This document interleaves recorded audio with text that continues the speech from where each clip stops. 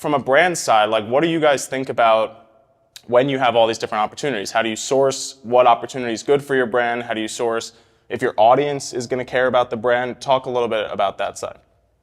You want to start? You get more opportunities than me. So.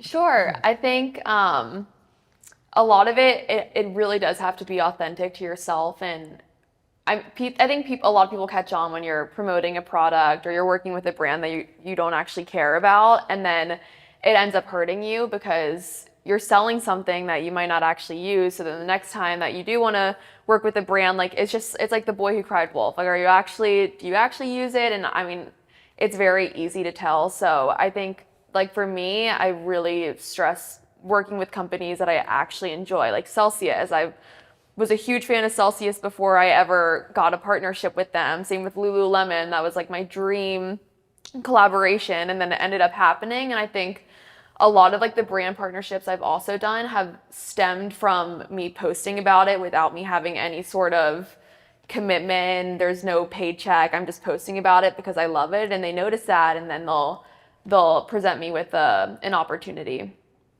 Yeah, I think you're spot on. You know, Alex and I just worked for the last month on a deal in the fantasy betting space, and of so many of the conversations that we had, we were talking daily about it. Seems like for weeks now.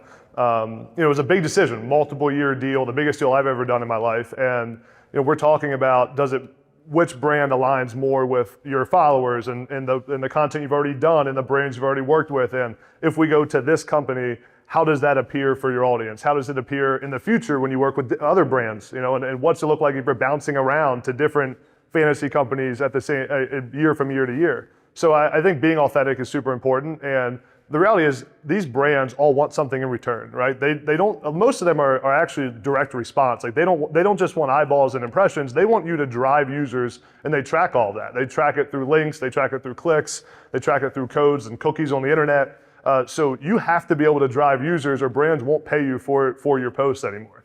So making sure that your audience actually wants to hear from and use the brands you're promoting is super important, or you won't get those brand deals in the future.